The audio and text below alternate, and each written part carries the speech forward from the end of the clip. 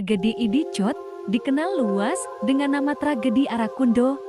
Pada tanggal 2 Februari tahun 1999, warga desa Matang Ulim, Darul Aman, Aceh Timur, bersama-sama menyiapkan pentas kegiatan di lapangan Simpang Kuala, Idicot.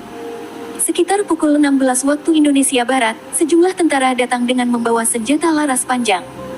Penduduk setempat menduga mereka anggota Koramil setempat. Aparat militer tersebut langsung mengobrak-abrik pentas yang sedang dikerjakan serta menganiaya beberapa orang yang saat itu sedang berada di sekitar tempat pembuatan pentas. Meski diserobot, masyarakat kembali melanjutkan persiapan acara. Sebelum acara dimulai pukul 20.30 waktu Indonesia Barat, massa yang berjumlah sekitar 10.000 orang dan datang dari berbagai daerah sudah berkumpul sejak sore harinya, membanjiri lapangan Simpang Kuala sampai ke pinggiran Jalan Nasional Medan Banda Aceh. Setelah acara selesai keesokan harinya pukul 0.45 waktu Indonesia Barat, masyarakat pulang dengan berjalan kaki, menggunakan sepeda motor, dan menaiki mobil bak terbuka. Jalur kepulangan mereka melewati kantor Koramil Idicot. Saat itu, masa menjadi kacau karena banyak kendaraan yang diberhentikan oleh anggota Koramil.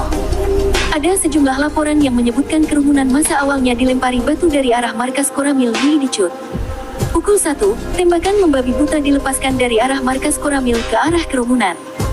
Beberapa truk aparat sudah bersiaga di sana. Setelah gelombang tembakan pertama, terjadi lagi penembakan ke arah massa. Setelah banyak massa berjatuhan, seorang saksi mata mendengar anggota TNI mengatakan, "Kamu yang membunuh tentara, habis semua. Kamu potong leher. Kamu campak ke sungai." Beberapa korban lainnya menyebutkan para pelakunya adalah anggota Batalion Linut 100. Sebanyak 58 korban yang tertembak dinaikkan ke dalam truk aparat, baik yang sudah tewas maupun yang terluka. Tetapi ada juga beberapa korban terluka yang tidak terangkut karena bersembunyi di selokan samping jalan. Sekitar pukul 3 waktu Indonesia Barat, banyak saksi mata melihat 3 truk militer yang mengangkut korban penembakan bergerak menuju jembatan Sungai Arakundo. Sebelum diangkut ke truk, para korban diikat terlebih dahulu dengan kawat di sekujur tubuhnya, kemudian dimasukkan ke karung goni milik masing-masing tentara yang masih bertuliskan nama pelaku beserta pangkatnya, contohnya, Sertu Iskandar. Batu besar diikatkan di setiap karung sebagai pemberat, lalu karung tersebut dilemparkan ke Sungai Arakundo. Seorang saksi mata lain mengatakan bahwa ceceran darah di sekitar jembatan Arakundo berusaha ditutup-tutupi dengan pasir oleh tentara. Pasir tersebut adalah hasil penambangan penduduk sekitar sungai yang biasa ditumpuk di dekat jembatan.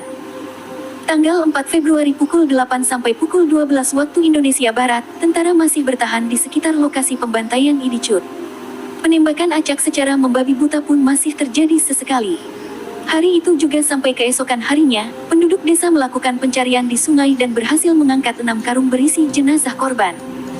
Jasad korban ke-7 yang ditembak mati ditemukan di dalam kendaraan. Puluhan warga sipil terluka akibat insiden ini. 58 orang ditangkap dan kabarnya disiksa saat ditahan di penjara. Mereka semua dilepaskan tanggal 5 Februari. 3 orang yang dituduh sebagai penceramah dalam kegiatan di Simpang Kuala sekaligus anggota GAM ditangkap aparat keamanan dan diadili. Pasca insiden ini, 13 orang dilaporkan hilang dan tidak pernah ditemukan lagi. Pencarian korban dilakukan dengan alat tradisional, karena tentara dan pihak lainnya tidak membantu melakukan pencarian. Sebagian besar korban tidak mengapung, karena di tubuh mereka diikat alat pemberat berupa batu.